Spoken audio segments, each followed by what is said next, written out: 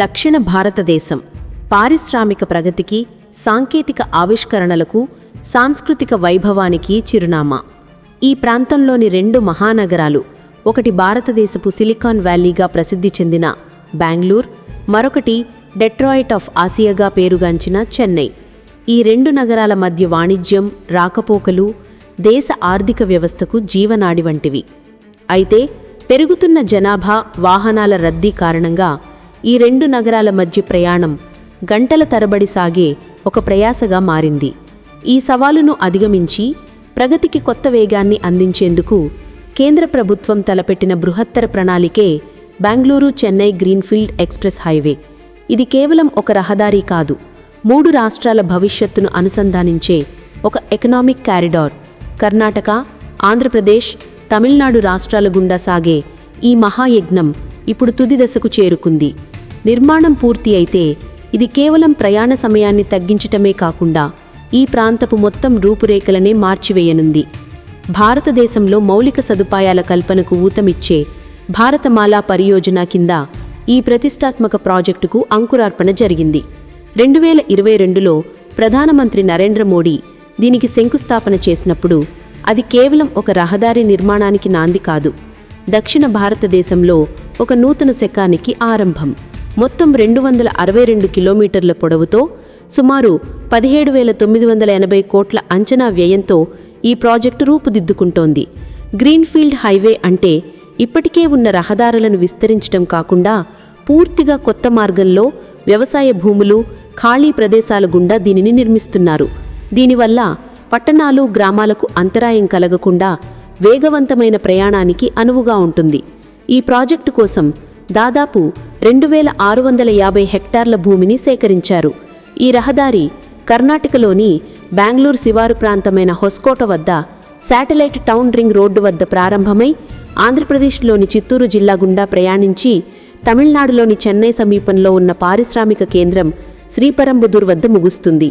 ఈ express highway నిర్మాణంలో కర్ణాటక రాష్ట్రం ఇప్పటికే గణనీయమైన పురోగతిని సాధించింది.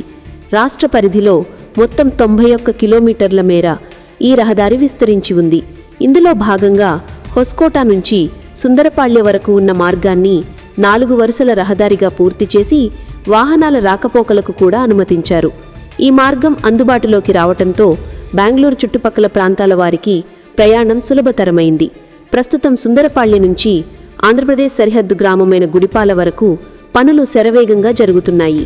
ఈ మార్గంలో ఎత్తైన వంతెనలు, అండర్ పాసులు, అత్యాధునిక ఇంజనీరింగ్ నైపుణ్యంతో నిర్మాణాలు చేపడుతున్నారు. ఈ పనులు పూర్తి అయితే కర్ణాటక నుంచి ఆంధ్రప్రదేశ్లోకి ప్రవేశించటం అత్యంత వేగంగా, సురక్షితంగా మారుతుంది.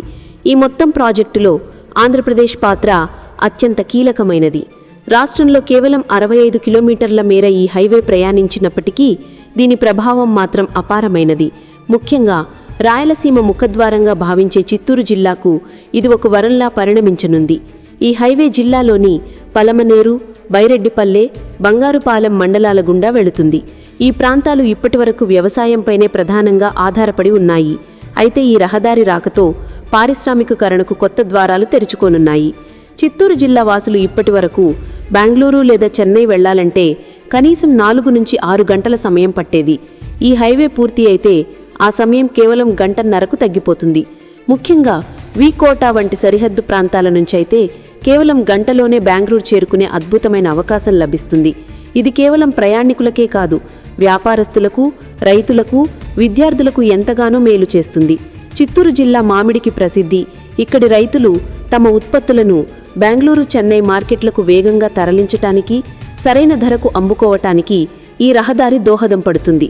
ప్రస్తుతం చిత్తూరు జిల్లా పరిధిలోని బైరెడ్డిపల్లె, చీలాపల్లె, బలిజపల్లె వంటి గ్రామాల వద్ద ప్రధాన రహదారిని కలపటానికి లింక్ రోడ్ల నిర్మాణం చురుకుగా సాగుతోంది.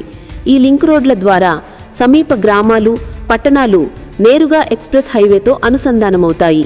దీనివల్ల గ్రామీణ ప్రాంతాల ఉత్పత్తులకు సైతం జాతీయ మార్కెట్ అందుబాటులోకి వస్తుంది. కుప్పం, పొంగనూరు వంటి నియోజకవర్గాలకు సైతం పారిశ్రామికంగా, రవాణా పరంగా కొత్త అవకాశాలు లభించనున్నాయి. ఆంధ్రప్రదేశ్ సరిహద్దు దాటిన తరువాత ఈ హైవే తమిళనాడులోకి ప్రవేశించి ఆ రాష్ట్ర పారిశ్రామిక కేంద్రమైన శ్రీపరంబదూర్ను చేరుకుంటుంది. శ్రీపరంబదూర్ చుట్టుపక్కల ఇప్పటికే అనేక బహుళజాతి ఆటోమొబైల్ ఎలక్ట్రానిక్స్ కంపెనీలు ఉన్నాయి. ఈ హైవే ద్వారా అక్కడి పరిశ్రమలకు అవసరమైన ముడిసరుకును, విడిపాట్లను బెంగళూరు మరియు ఇతర ప్రాంతాల నుంచి వేగంగా తెప్పించుకోవటానికి, అలాగే తయారైన ఉత్పత్తులను ఇతర రాష్ట్రాలకు ఎగుమతి చేయటానికి మార్గం సులభమవుతుంది. చెన్నై పోర్టుతో అనుసంధానం కావటం వల్ల అంతర్జాతీయ వ్యాపారానికి కూడా ఇది ఊతమిస్తుంది. ఈ ఎక్స్ప్రెస్ హైవేని గంటకు 120 కిలోమీటర్ల గరిష్ట వేగంతో ప్రయాణించేలా డిజైన్ చేశారు. ప్రయాణికుల భద్రతకు పెద్దపీట వేస్తూ ప్రతి కొన్ని కిలోమీటర్లకు ఒక అండర్ పాస్ లేదా ఓవర్ పాస్ నిర్మిస్తున్నారు. దీనివల్ల స్థానిక గ్రామాల ప్రజలు, పశువులు హైవే పైకి రాకుండా నివారించవచ్చు. రహదారి పొడవునా పచ్చదనాన్ని పెంచటానికి మొక్కలు నాటుతున్నారు. ప్రయాణికుల సౌకర్యార్థం పెట్రోల్ బంకులు, రెస్టారెంట్లు, విశ్రాంతి గదులతో కూడిన భారీ సర్వీస్ సెంటర్లను నిర్మించనున్నారు.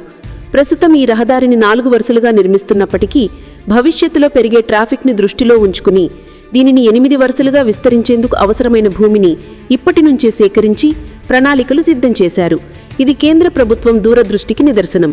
రాబోయే 20 నుంచి 30 సంవత్సరాల అవసరాలను దృష్టిలో ఉంచుకుని ఈ ప్రాజెక్టును అభివృద్ధి చేస్తున్నారు. కేంద్ర రహదారుల మంత్రిత్వ శాఖ ఆధ్వర్యంలో national highways authority of India ఈ నిర్మాణ పనులను పర్యవేక్షిస్తోంది. ఈ ఎక్స్ప్రెస్ హైవే కేవలం కాంక్రీట్ నిర్మాణం కాదు, అది సృష్టించబోయే ప్రభావం బహుముఖమైనది. బెంగళూరు, చెన్నై మధ్య ప్రయాణ సమయం ప్రస్తుతం ఉన్న 6 నుంచి 7 గంటల నుంచి గంటన్నర నుంచి 2 గంటల 30 నిమిషాలకు తగ్గనుంది. ఇది దాదాపు 75% సమయం ఆదా చేస్తుంది. దీనివల్ల ఇంధన ఖర్చులు గణనీయంగా తగ్గుతాయి, కాలుష్యం కూడా తగ్గుముఖం పడుతుంది. ఈ హైవేకి ఇరువైపులా కొత్త పరిశ్రమలు, లాజిస్టిక్ పార్కులు, గిడ్డంగులు వెలిసే అవకాశం ఉంది.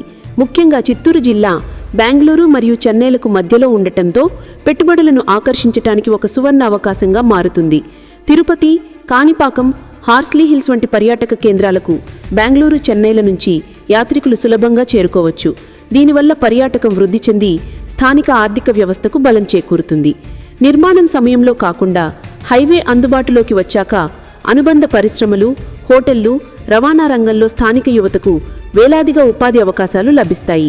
ఈ మార్గం దక్షిణ భారతదేశ వ్యాపారానికి ఒక గేమ్ చేంజర్గా మారనుంది.